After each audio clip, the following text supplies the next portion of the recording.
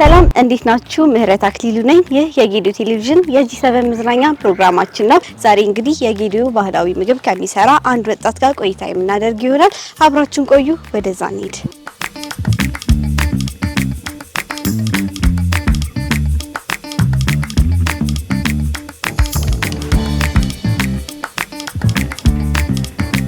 ቤቶች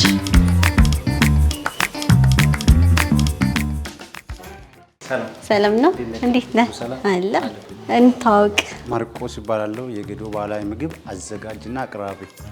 ኦኬ እንግዲህ ዛሬ መጣ ነው የጌዲዮ ባህላዊ ምግብ አዘጋጃጀት ለማየት ነውና ታሳየናለህ። አሁን ልብሳችን ቀይረን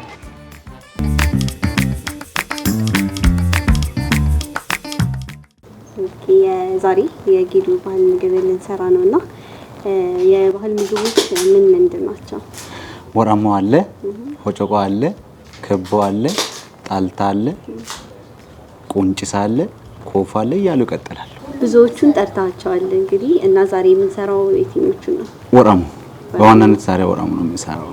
ኦኬ ወራሞን ለማዘጋጀት ምንድነው እንዴት ነው የሚሰራው? ወራሞ ለማዘጋጀት አንደኛ ቆጮ አጠገብ መሆን አለበት ወራሞ የሚሰራበት። ሁለተኛ ደግሞ ይጨመቃል። ያው አጠገብ አለ ቆጮ። ይሄው ወራሞ የሚሰራበት ቆጮ ነው። በጣም አሪፍ ቆጮ ነው።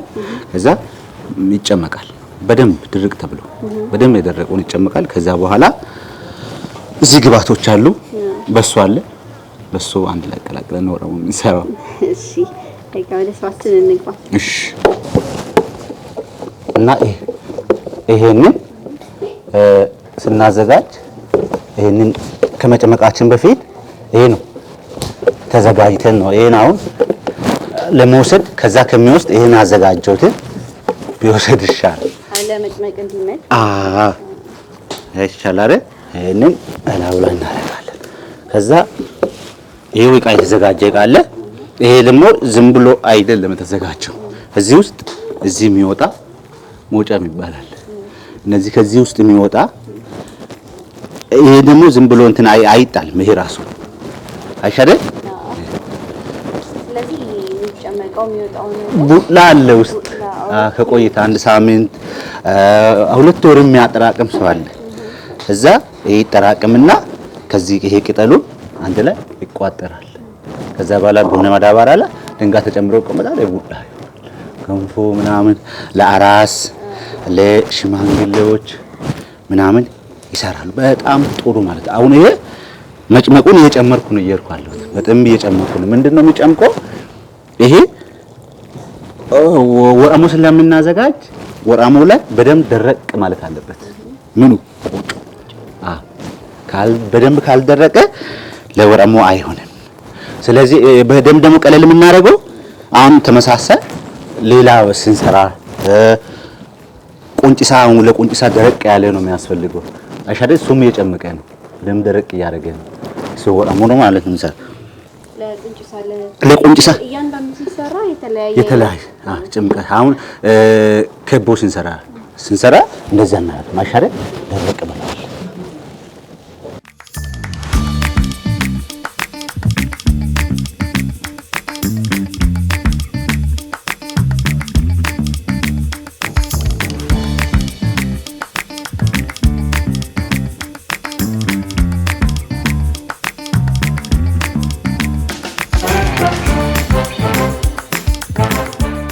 አሁን እንዴት እንደምጨምቅ ብቻ ይሄና ይሄ ከዚህ ከጨረስኩ በኋላ አንቺ ሰጥሻለሁ። አይተሻል አይደል? በቃ እንደዚህ ነው የምታወጪው። ይሄው ሰብሰብ ታደርጋለሽ። ሰብሰብ ቀደም ባየሁት መሰረት ይሄን ሰብሰብ አድርጋ ወደ ውስጥ አስገቢ። ሙሉ ለሙሉ ነው? ሙሉ ለሙሉ። ከዛ በደንብ እዛ አትደርሽም። እንደዚህ ጉልበት ይጠይቃል በጣም። በደንብ አሁንም በደንብ አሁን እየወጣ ነው። ዋው ይወጣል በደንብ እዛ አትደርሽ። አዎ በደንብ አሁንም ከዛ ማጣመም አይደለም ወደ ቀኝ ነው ወደ ግራ ነው አትሰጥ።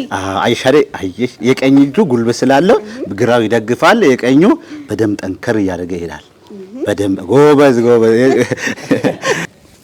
እኔ አሁን የግራ ስለሆነ ነው እንጂ ያንቺ ግራ ነው ጨመቅሽው። እኔ ወደ ቀኝ ሲያደግ ማለት ነው። አይሻደ ቀይር አላል አይሽ ውሃ መውጣ አይሻደ እስቲ ያጅና ቆጮኒ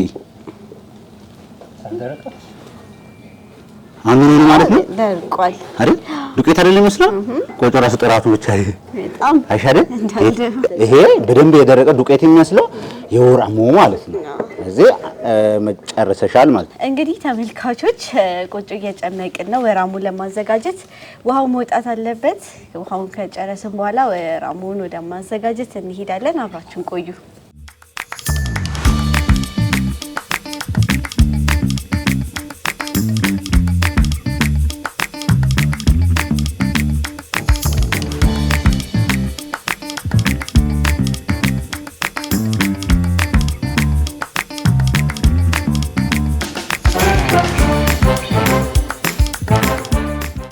ቆጮ የመጭመቁን ፕሮሰስ ጨርሰናልና አሁን ወዴት ነው የምንሄደው? አሁን ወደ ማሸት እንሄዳለን። ስናሽ ዝም ብለን ቁጭ ብለን አይደለም፣ ጉልበትም ስለሚያስፈልግ ያው አንቺ ተንበርከን ነው እናደርገው። ዋናነት አሁን ቅድም ወደ መጭመቅ የምንሄደው ማለት ጨምቁን እንጨርስ ነው። ይሄ አሁን ወደ ማሸት የምንሄደው ይሄ የፈረካከሰው ማለት ነው። አይተሻል አይደል? ቅድም ስምጨምቅ የነበረውን ማቀላቀል ማደባለቅ ማለት ነው። እንደዚህ አይ ከዚህ ከመጀመሪያ ከፊት ለፊት ወደ ራስ ሰብሰብ ታደርጋለሽ። ጎበዝ ሰብሰብ አድርጊ። አሁንም ሰብሰብ ታደርግና ከዛም ታደርጋለሽ መሰለሽ። ይሄንን ያሸሹን ራሱ የታሸው እየሸሸ ይሄዳል ወደ ፊት ለፊት። ከኋላ የነበረው አልታሸም ማለት ነው። ይሄ አየሽ? ይሄ አይተኸኝስ ሲያሽ አይተሻል? ቀጣ ጀምሪያ በደንብ ልይብይ እኮ ነው እንዳላበላሽ። እንደዚህ ነው። በጣም እየዘለልሽ ነው። አይሻደ አይነኒ ቆይ እዛው እሺ፣ ምንድነው ያለው ነገር? እሺ፣ ምንድነው የተረዳሽው ከኔና ካንቺ? በጣም ልዩነት አለው። እሺ፣ ለምን ይመስልሻል ልዩነት ያለው? እኔ ስለማልችል ይመስለኛል። አይሻደ በቃ አሁን እንደዚህ ነው ማለት ነው። አሁን ጨርሰናል። ወደ ማሸት ቤቱን እንጨምራለን። ይሄው ልክ አለው ወይስ እንዲሁ? በልክ ነው። ይሄው እንትን ውሰድ። መነስነስ ነው።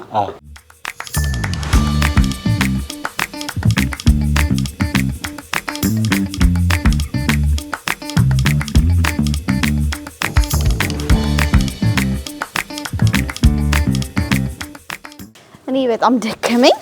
ልቀመጥና አሁን ዱቄቱን ከቆጮ ጋር አደባልቀናልና ቀጣይ ስቴፕ ምንድን ነው? አሁን ካደረገን በኋላ ይሄው ቀጣይ ስቴፕ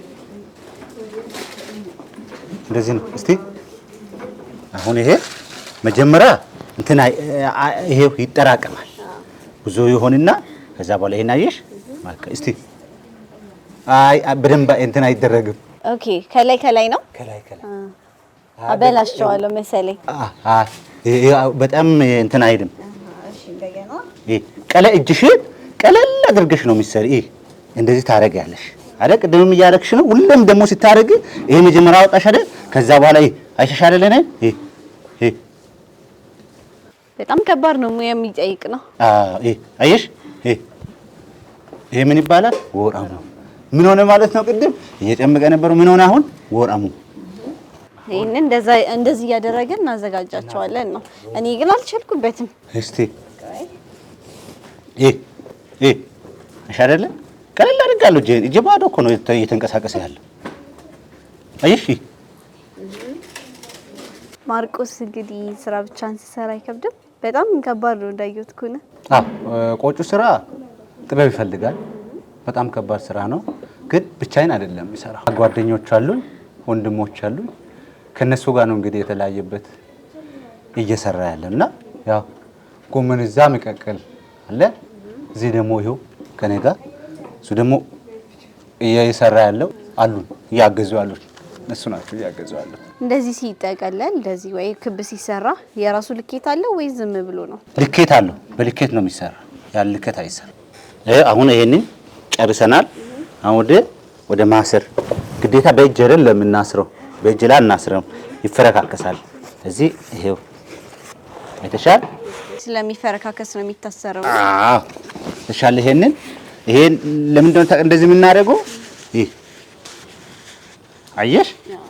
አዎ እዛ በዚህ ጡሾ በሱ ነው የምናስረው። ይሄንን አየሽ እናሽከርክር። በደንብም አናጥብቀው ይላላል። አይተሻል? ይሄ ክፍተት አለ ትንሽዬ። ይሄ ሲበስል ይሄ ቅጠሉ የምናስርበት ውሃ አይገባ ቶሎ ታፍኖ ይበስላል። ያንን ይሄ ውሃ እንዳይገባ ይሄንን ደግሞ በደንብ ማሰር አለብን። ሁለተኛ ደግሞ ቅድም የተገናኘው ክፍተት ነበር አይደል? እሱን እንሸፍናለን። ስለዚህ ውሃ አይገባም። ይሄው ምን አደረገን ማለት ነው? አይሻደ ይሄን ምን እያደረገን ነው? ሁሉን ይዣለሁ አይደል? ይዣለሁ። ይሄንን ይሄው በደንብ ከዛ አንቺ ታስራለሽ። አየሽ? እኔ ሲያስራ አይተሻል። ሸፈንኩ። አየሽ? ኋላ ስለምታስሪ ነው። አየሽ? ምን አደረኩኝ? አየሽ? ይሄ የሚሸፈነው ውሃ እንዳይገባ ነው። በፍጹም ውሃ መግባት የለበትም። ከዚህ ደግሞ በደንብ ጥብቅ ብሎ መታሰር የለበትም። ክፍተቱን ማሳየት አለበት። አይተሻል? አየሽ?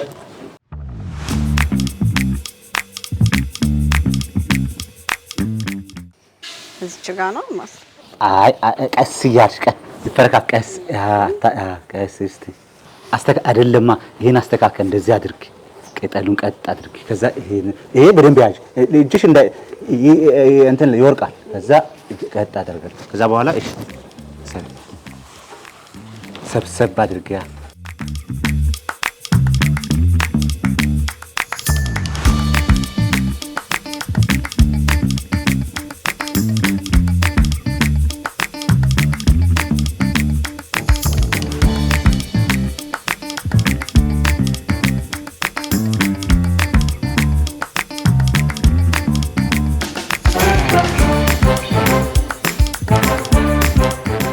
አሁን በሚንቀጥለው አሁን ይሄ አስረናል።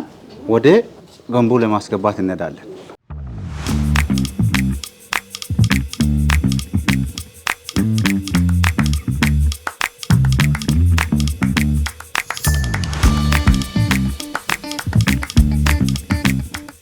እንግዲህ ሁሉንም አስገብተን ጨርሰናልና ምን ያክል ደቂቃ ነው? አንድ 40 ደቂቃ በደንብ እሳቱን እንትን ከሆነ ይሄ ደግሞ የምናስቀምጠው ማለት ነው።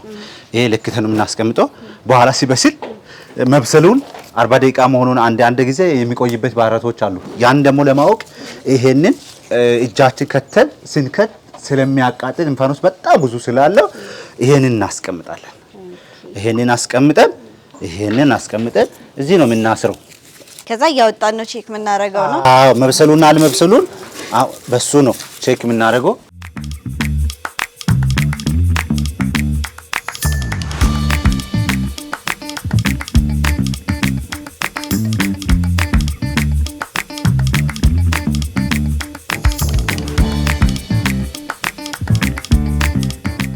የሚታየው ጎመን ውስጥ ምን አለ ቼክ እያደረኩ ነው ማለት ነው። አይሻለ ታረጊ። ይሄ እንትን ትላለሽ መጠንከሩንና ይሄ ቼክ ታደርጋለሽ። ይሄ አሁን ይጠነክራል። ቼክ ካደረግሽ በኋላ በትንሽ እንደ አታረጊም። እጅሽ ላይ በርከት አድርገሽ ለመቀንጠስ እንዲመችሽ ይሄ ታደርጋለሽ። ይሄ ባህላዊ ማለት ነው። ማለት ከመከተፍ በእጅ መቀንጠስ እሱም ባህላዊ ታደርጋለሽ ማለት ነው። ይሄው ታስቀምጫለሽ። ልክ እንደዚህ ማለት ነው። በደንብ እስቲ አንድ ሁለት አይደገምም። አንድ ብቻ። አሁንም በቃ ጨረሽ። ቅጠሉ ብቻ ነው የሚገባው አይደለም? ቅጠሉ ብቻ አይደለም የሚገባ፣ ይሄም ይገባል። ይሄ ቁንጥጮ ይገባል። ለጎመን ነው። ለጎመን ጎመን ላይ በደንብ እንድታይ ተለቅ አድርጎ የሚቆራረጠው ጎመን ላይ በደንብ መታየት አለበት።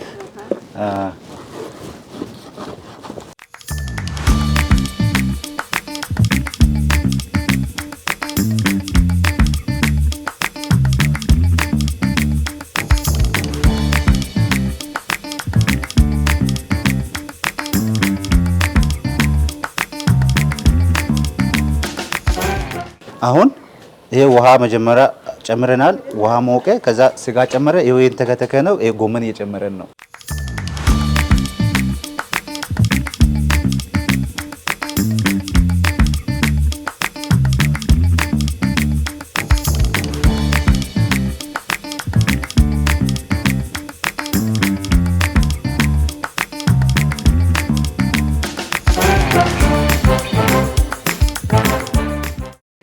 ቅጠል ሽንኩርት ለምንድን ነው የምንጠቀመው? የአበሻ ይሄ የቅጠል ሽንኩርት ለጎመን ያጣፍጣል። ለኛ ለጎመን ይመቻል። ይሄም በወጥ ላይ ቢጨመር ችግር የለም። ሞር ደግሞ ጎመኑ በጣም ደስ የሚለው ይሄ ቅጠል ሽንኩርት ሲጨመር ሽታ አለው፣ ደስ ይላል። ለዛ ነው የምንጠቀመው። ለምንድን ነው እንደዚህ የምትከትፈው? እናቶቻችን በፊት ማለት ነው ከዚህ በፊት እንደዚህ ነበር መከፋ በሌለበት ሰዓት በገጠር ማለት ምን አይል ዋጋ ለኛ እንደከፈሉ ለማስታወስ ብዬ ነው። ይሄንን መክተፋ ሳይመጣ በፊት እንደዚህ ነበር ሽንኩርት የሚከትፉት እና ያን የነሱ ትዝታ ያን ለማስታወስ ብዬ ነው።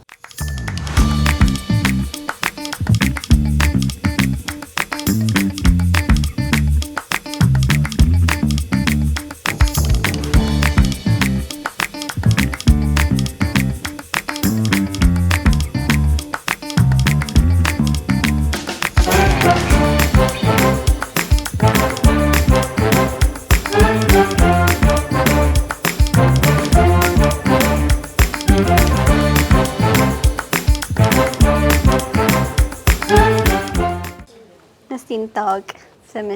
ስሜ ኤልያስ ይባላል። ኤልያስ ታደሰ ይባላል። እንዴት ነው ባህላዊ ምግብ ማዘጋጀት? ባህላዊ ምግብ በጥሩ ሁኔታ እየሰራን ነው። ከጀመረንበት ሰዓት ከማርቆስ ጋር ስራ ከጀመረንበት ሰዓት አሪፍ እየሰራን ነው። ከዚህ ውጪ የምትሰራው ስራ አለ? ከዚህ ውጪ የምሰራው ስራ የለም። ተማሪ ነኝ። ዱላ ቲቺንግ ኮሌጅ ላይ ደግሞ በቋንቋ ተማሪ ነኝ። እዛ ሬጉላር እማራለሁ። በጣም ደስ ይላል። ተማሪም ነህ የባህላዊ ምግብም ትሰራለህና ከማርቆስ ጋር ባህላዊ ምግብ ማዘጋጀት ምን ይመስላል? በጣም ደስ ይላል። መጀመሪያ ስራ ለሰው ልጅ ወሳኝ ነው። ስራው ለሰው ልጅ ክብር ነው። ያለ ስራ አንድ ሰው ሰክሰስፉል ማለት አይቻልምና ስራው ስንሰራ ያልገቡት ብዙ ሊሎች ይችላሉ። ስለዚህ እኔ ደግሞ ስራ ደስ ብዬ ነው ስራ እየሰራለሁ። ስራ ባህላዊ ጠቀሜታ እንደሌለ ነው የሚያስቡት። ኔጌቲቭ ሳይድም እየሰጡም ሆኖ ሳለ ግን ብዙ አድቫንቴጅ ስላለ ወድጄ እና ፈቅጄ ነው የምሰራው። ከማርክ ጋር መስራት ምን ይመስላል? ከማርቆስ ጋር በመስራቴ ማርቆስ መጀመሪያ ታላቅ ወንድሜ ነው፣ አብሮ አደገ ነው፣ ስራ ወዳጅ ነው። እርሱም ነው ስራ ያበረታተን በብዙ ነገር እየደገፈን እና ከእርሱ ብዙ ነገር ተምረናል። ከሱ ጋር ዛሬም ደግሞ በመስራቴ ደስተኛ ነኝ። ከምን ጀምሮ ነው መስራት የጀመርከው? ከሱ ጋር ኦሬዲ የጀመርነው 2011 ዓመተ ምህረት አካባቢ 11 ክፍል ተማሪ ነበርኩኝ። እዛ በትምህርት ምክንያትም አብረን ጀመረን። አይደለም ይሄ ስራ ብዙ ስራዎችን እየሰራ ላይፉን ለማሸነፍ ብዙ ነገር እያደረገ ነበር። ከሱ እየተማርኩኝ መጣሁኝ። ከዛ ጊዜ ጀምረን እስካሁን ድረስም ደግሞ አብረን እየሰራናለን። ሁሉንም ስራ ትሰራለህ? አሁን ብዙ ስራ ይሰራል ባህላዊ ምግቦች የሚዘጋጁትና ሁሉንም ትችላለህ? ከቦ የሚባለውን እነዚህ ጭልቁን የሚባለው ወረሞን ነው፣ እነዚህ ጣልታን የሚባለው ሁሉንም እችላለሁ። ይሄን ሙያ ከማርቆስ ነው የተማርከው ነው? አዎ ከማርቆስ ነው የተማርኩት። በጣም ደስ ይላል። እሺ ስትሰራልህ ይሄ መጀመሪያ ከቦ ነው የሚባለው። ከቦ መጀመሪያ እንደ ዱቄት ተደርጎ ነው ከዛ በኋላ የሚሰራውና ሲሰራ ደግሞ እንደዚህ ነው የሚሰራ። አንድ ሳይድ በአንድ ጎን እንደዚህ ከተሰራ ለጥንካሬ ኃይል ይገለበጣል። እንዴ ተደርጎ እንደዚህ ይሰራል። ዳሩ ደግሞ ጥቅጥቅ እንዳይለሞ እንደዚህ ይደረግና ከዛ ምጣድ ላይ ይደረጋል። እንደዛ ነው ስራ የሚሰራ። በጣም ጎበዝ፣ በጣም ደስ ይላል። እሺ እንታወቅ። አመሰግናለሁኝ። ከፍ ያለው እየለባላለሁኝ የማርቆስ ወንድም ነኝ፣ ደግሞ ረዳቱ ነኝ። ምግብ ማዘጋጀት ውስጥ ያንተ ድርሻ ምንድነው? የኔ በባህላዊ ምግብ አዘጋጀት ላይ የኔ ድርሻ በዋናነት ቆጮን ጨምቅና ለሚሰሩት ለእያንዳንዳቸው የማቅረብ ስራ ነው ድርሻዬ ማለት ነው። ምግብ መስራት ባህላዊ ምግብ ማዘጋጀት ምን ይመስላል? በተለይ ደግሞ ከማርክ ጋር መስራት ምን ይመስላል? ባህላዊ ምግብን ማዘጋጀት እንደ ሀገራችን እንዲሁም እንደ ዞናችን የተለመደ ነገር አይደለም። ስፔሻሊ ወንድ ልጅ ሲሰራ ማለት ነው እና ማርቆስ ደግሞ ለኛ አሪያና የሆነ እንዲሁም ደግሞ ሞቲቭ የሚያደርገን ትልቅ እና ጀግና ወንድማችን ነው። ከእርሱ ጋር ደግሞ መስራት በጣም መታደል ነው ለኔ ከኔ በኩል ማለት ነው።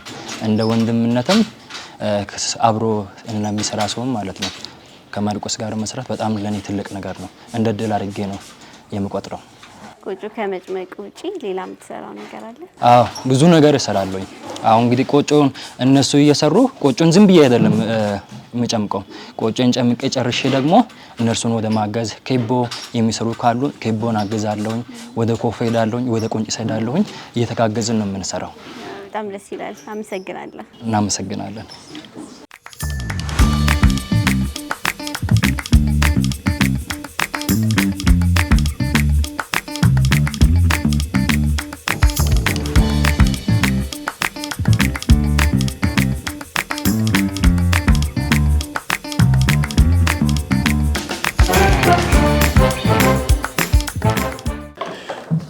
እንግዲህ ቅድም 40 ደቂቃ ያልነው ቆጯችን በስሏል። የበሰለውን እስቲ ነው ኦኬ፣ ወራማችን ደርሷል ማለት ነው። ወራሞ ደርሷል። እስቲ ዋ ይሄን ስንመታ እንደበሰለ ማወቅ እንችላለን። አሁን በስሏል ማለት ነው። ይሄንን ፈተን የመጀመሪያ ይሄ በጣም ስለሚያቃጥል ይሄ ከዚህ ውስጥ ያሉን አንወስድም። ይሄን ያሰርንበት እንደበሰለ ማየት እንችላለን ማለት አሁን በጋራ ነው የምናው። ድምጹንም ሰምተናል። አሁን ደግሞ እናጣራዋለን። አየሽ ቆጫችን በስሏል ማለት ነው። ዋው በጣም አያሸረ በቃ ይሄ በስሏል ማለት ነው። ስለዚህ ይሄንን ማውጣት እንጀምራለን።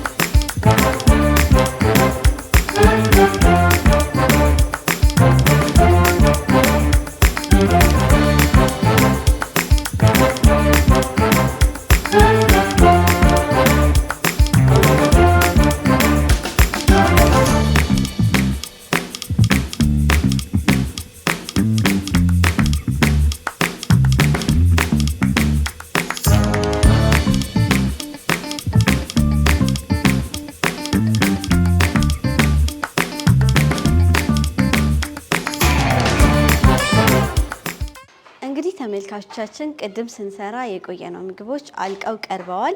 አሁን ማርቆስ ምግቦቹን ማስተዋወቅ ትችላለህ? እሺ አሁን ይሄ ወራሞ፣ ይሄ ጭልቆ፣ ይሄ ጎመን በስጋ፣ ይሄ ከቦ፣ ይሄ ጣልታ፣ ኮፎ እነዚህ ናቸው። እስከ ቅድም ጀምሮ ስናዘጋጅ ነበረው እነዚህ ናቸው። ግን አብዛኛ ብዙ ዋጋ ያስከፈለን ወራሙ ብዙ ዋጋ ተከፍሎበታል። ብዙ ሰዓት የፈጀውም እሱ ነው። ብዙ ሰዓት የፈጀ ብዙ ፕሮሴስ የሚያስፈልግ ብዙ ጊዜ ሰዓቱን፣ ጉልበቱን፣ ጥበቡን የሚፈልግ ወራሙ እስከ ቀምሰው ድረስ ግን በጣም ጓጉቻለሁ። አዎ እንግዲህ ፈተን ነው ጣዕሙን የምንለየው። ከወራሙ ነው የምንጀምረው። ማለት ጎመን ስጋ ጋር ነው የሚበላው። እስቲ በጋራ ምናይ ይሆናል። በጣም ጓጉቻለሁ። እንደዛ የለፋንበት ይሄ ፍረካ ክሽን አስተካከልኩት። ከዛ ማንካኑ ሰጅ ይሄ ባህላዊ ማንካ ነው። ከዛ ጎመን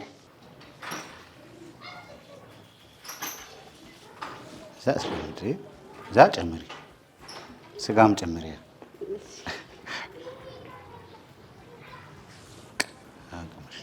ይኸው የተባረከ ይሁን። አሜን።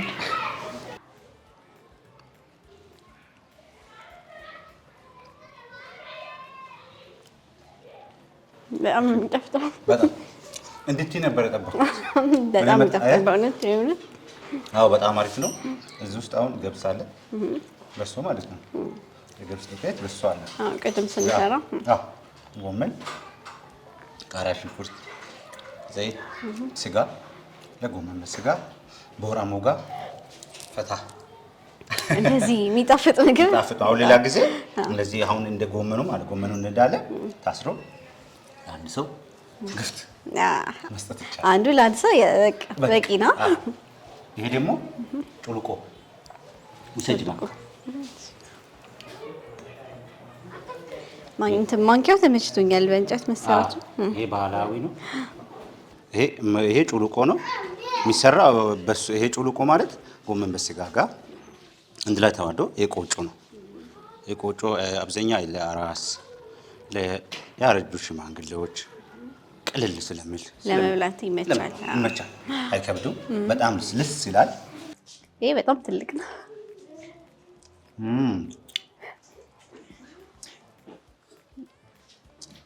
እንግዲህ በጣም እየበላው ነው። በጣም ነው ደስ የሚለው። እሺ እንዴት አየሽ ምግቡ? በጣም ነው የሚጠፍጠው እንዳልከው፣ በጣም ለመብላት ቀላል ነው። ትልቅ ቢሆንም ያው በጣም ደስ ይላል። ለስለስ ያለ ነው። ይሄ ደግሞ ኮፎ የሚዘጋጀው ያ ጎመን አለ፣ የጎመን መረቅ በደንብ ስጋው መረቅ ማለት ነው። እና በጣም የሚዘጋጀው በቆጮ ነው። በጣም ቅቤ ተጨምረዋል። ሁሉ ነገር አለ። ባይዘዌ በጣም ሰው ብዙ ቦታ መሄድ ይችላል። ማይበላሽ ማለት ነው። በተለያየ ቤት ሀገር ይዞ መንቀሳቀስ ይችላል። ምን ያክል ጊዜ ይቆያል? ለምን ያክል ጊዜ ይቆያል? 3 4 ቀን 5 ቀን ሊቆይ ይችላል። እና ሩቅ ሀገር የሚሄድ ሰው ይሄን አዘጋጅቶ ሩቅ ቦታ መሄድ ይችላል። ምንም እንትን የለው። በዚህ እስቲ ነቅመሳ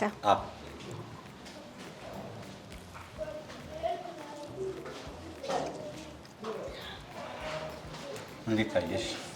በጣም ይጣፍጣል። ከነዛ በጣም ይለያል። ቴስቱም ይለያል።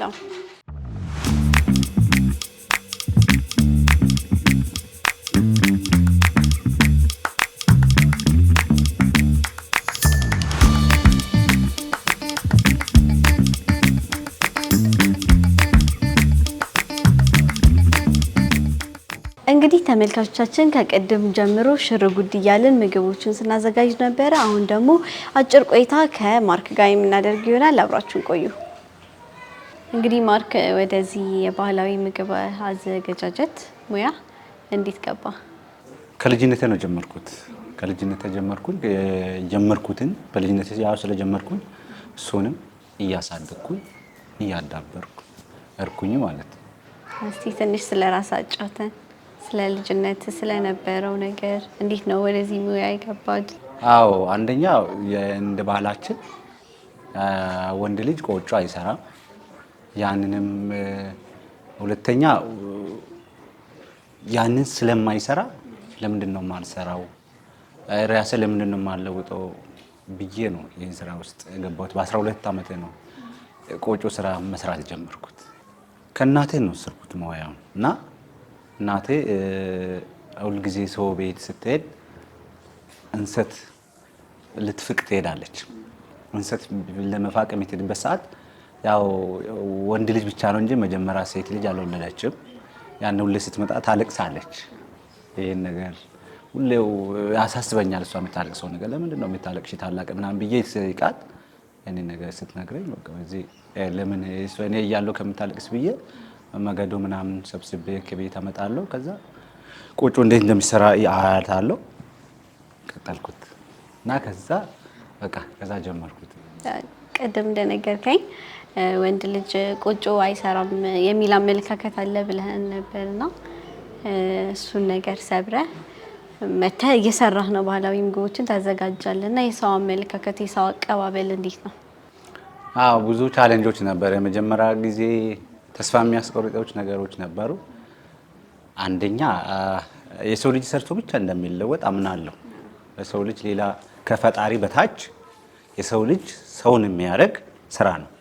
ስለዚህ ስራ ከሆነ ድረስ መስራት አለበት የሚል ባይዞ ይህ ስራ በተለይ በገጠራማ አካባቢ በጣም እናቶቻችን ነው በዛ አብዛኛው ጊዜ ዋጋ የሚከፍሉት አቃል ውስጥ ስለሚያቅም ይሄን ስራ ሲጀምር እናቶቻችን አቶቻችን ምን አይል ዋጋ እንደከፈሉት አቃለሁ። እያየው ስላደኩትም እዚህ ያንን ወጣቶች ይማራሉ። ለእናት ማያግዞ ልጅ ማገዝ አለበት መርዳት አለበት የሚል ባይዘዌ ለመስራት ብቻ ብዙ ትርጉም አለ። ይሄን ስራ ሲሰራ እዛ በብዙ ትርጉም ነው ይሄን ስራ ውስጥ የገባሁት። የሰው ልጅ የስራ ላይ ምርጫ እንደሌለ እንዳውቅ ወጣቶች ምንም አይነት ስራ ቢሆን ገቢ ብቻ የሚያስገኝ ከፈጣሪ ከህዝብና ከራሱ ደስ የሚል ስራ ከሆነ ተቀባይነት ካለ መስራት እንዳለበት በማመን ነው የስራ ውስጥ የገባሁት። ወደ ምግቡ አዘገጃጀት ስንመጣ ብዙ ጊዜ ሰዎች ቆጮ አንድ አይነት ምግብ ብቻ ይመስላቸዋል እና ቅድም ስናዘጋጅ ብዙ አይነት ምግቦች እንዳሉ ነግረናልና ምንድነው ልዩነታቸው? ሁሉም የቆጮ አዘጋጃጀቶች ምንድነው ለየት የሚያደርጋቸው እያንዳንዳቸው? ራሳቸው ያው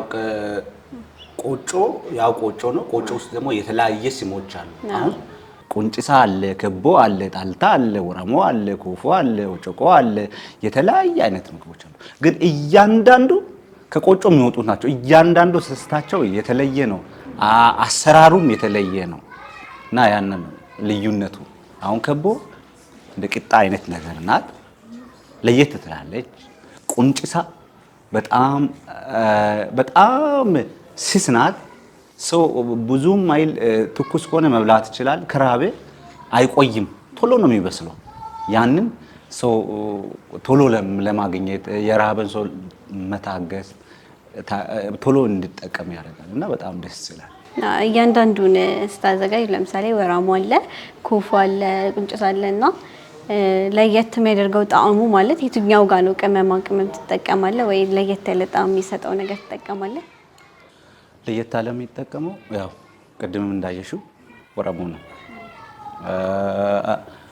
ነው። ለየት ያለ ደግሞ ጣዕሙ የሚጠቀመው ኮፎ ላይ ነው። ኮፎም እንዳየሽው ነው። ምስንት ብዙ ነገር አለ አይደል? ቴስቱም ይለያል፣ ግን ብዙ ነገር ገብቷል። ሰው ባይዞ በዚህ አጋጣሚ ቤትም የተለያየ አይነት ከውጭ ማቴሪያል የፕሮቲን ብዙ አይነት ምግቦች እንትን ማድረግ ከፈለገ መጠቀም ይችላል። ምን ኮፎ ስንት ነገር ቃሪያ አለ፣ ሽንኩርት አለ፣ ዘይት አለ። ከፈለገ በሎቀ መጨመር ይችላል። ራሱ ብዙ 4-5 አይነት ነገሮች አሉ። ለዛ ነው ጣዕሙ እሱ ትንሽ የተለየ። ቆጮ ወይም የባህል ምግቦች ኤቭሪዴይ ወይ በየቀኑ መበላት የሚችሉ ምግቦች ናቸው ወይስ የተለያዩ ኢቨንቶች አሉ ወይ ለሰርግ ወይ ለልደት የሚቀርቡ ምግቦች ናቸው? ቁንጭሳውን በየጊዜው በየቀኑ ይበላል፣ ችግር የለው። ከቦም ያ ቁንጭሳን በየቀኑ ይበላል። ከቦም በየቀኑ በየጊዜው ይበላል። ወራሞ ግን ሁላ አይበላም። ኮፎም ሁላ አይበላም። ትልልቅ ድግሶች ሲኖሩ የተለያየ አይነት ትልልቅ በዓላት ምናምን ሲኖሩ ወራሞ በዛ ሰዓት ነው የሚሰራው እንጂ ሁላ አይበላም። የጌዲዮ ሕዝብ ታታሪና ጠንካራ መሆኑ የእንሰት ምርት የሆነው ወይም ደግሞ የእንሰት ውጤት የሆነው ቆጮ ነው ይባላል። እንደዛ ተብሎ ይነገራልና ምን ትላለህ? የሰው ማለት በእኛ ውስጥ ያለው ነፍስ ነው ህይወት ነው የሚባለው።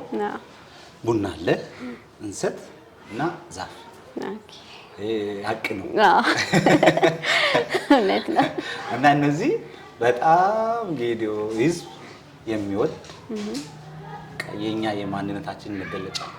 እንደው ምግቦቹ ሲቀርቡ አብረውት የሚቀርቡ ነገሮች ምንድን ናቸው? ግብአቶች ከቆጮ ጋር የሚቀርቡ ማለት ነው። ከቆጮ ጋር ጎመን በዋነኛነት ሌላ ሊቀርብ የሚችል ነገር የለም። አሁን እዚህ ስላላዘጋጅ ነው እንጂ አሬራ መቅረብ ይችላል። ከሚጠጣ ነገር ማለት ነው። እና እርጎ መቅረብ ይችላል። እና እነዚህ አሁን ከቁንጭሳ ጋር አሁን አሬራ ከከቦ ጋር ይጠጣ አሬራ ምንም ችግር የለው። እርጎም ከቁንጭሳ ጋርም ከከቦ ጋርም ከጣልታ ጋርም ይሄዳል፣ ምንም ችግር የለም። ሁለተኛ ደግሞ ጣልታው ችግር የለውም፣ ከጥሬ ስጋ ጋር ይመቻል። ጣልታ እቺ የምትሰራው እቺ ቅድም ጣልታ አልኳት። እሷ በጣም ወሳኝ ናት። አብዛኛው ጊዜ አሁን ከተማ ምናምን ስትሄጂ በየሆቴሉ ቤት ታገኛለሽ። ጣልታዋ በጣም ትመቻለች፣ አሪፍ ናት። ወደዚህ ሙያ መግባት ለሚፈልጉ ሰዎች ወይ ወጣቶች ምን ትላቸዋለህ?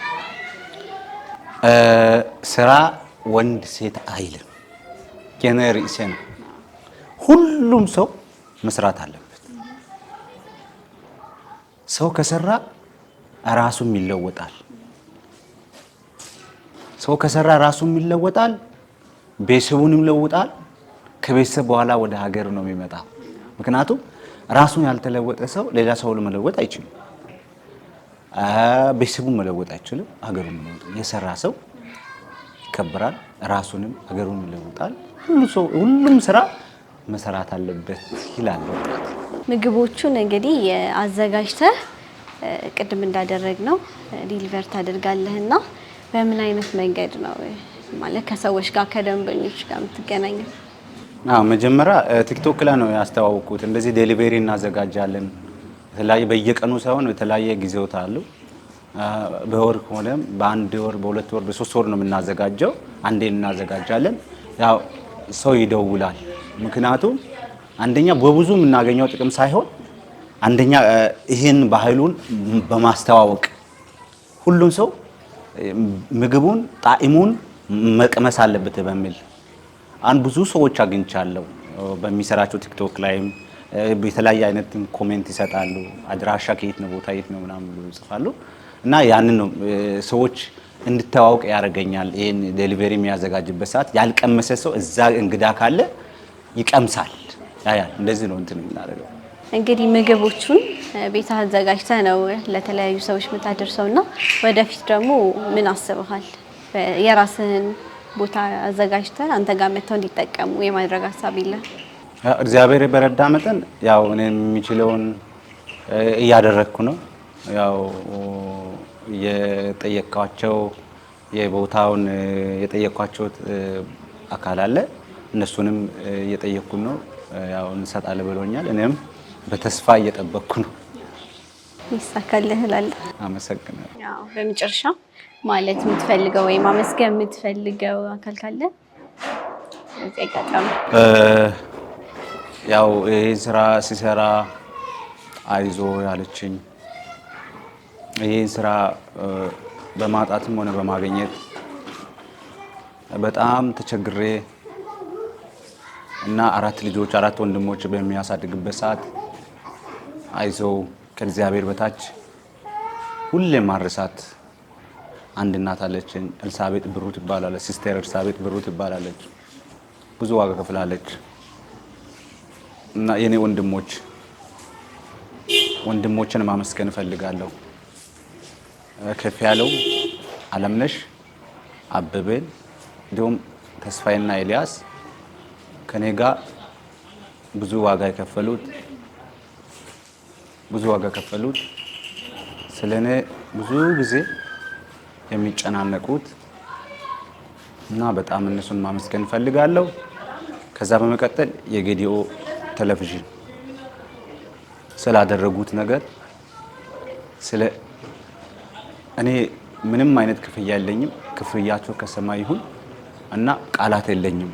ከዛ በመቀጠል ወጣቶችን ማመስገን እፈልጋለሁ።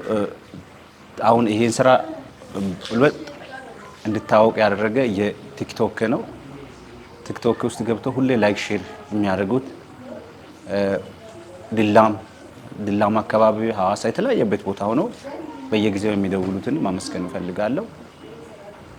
ይህን ካልኩም በኋላ ከሁሉም አስቀድሜ ለዚች ቀን ያበቃኝን እንዳወራ ከእናንተ ጋር እንድትነፍስ የሚያደርገኝን ፈጣሪን አመሰግናለሁ። ከሁሉም ከነገርኳቸው ሰዎች አስቀድሜ ፈጣሪን አመሰግነዋለሁ። እኛም በጣም እናመሰግናለን። እንግዲህ ማርቆስን ማግኘት የምትፈልጉ ሰዎች ከስር በምናስቀምጥላችሁ አድራሻ ማግኘት ትችላላችሁ። እንግዲህ ተመልካቾቻችን ከወጣት ማርቆስ ጋር ያደረግነው ቆይታ ይህን ይመስል ነበረ። በቀጣይ በሌላ ፕሮግራም እስከምንገናኝ ድረስ እኔ ከወዲሁ ሰናበታችኋለሁ። ከቀሪ የጌዲኦ ቴሌቪዥን ፕሮግራሞች ጋር አብራችሁ ቆዩ እያልኩኝ ቻው።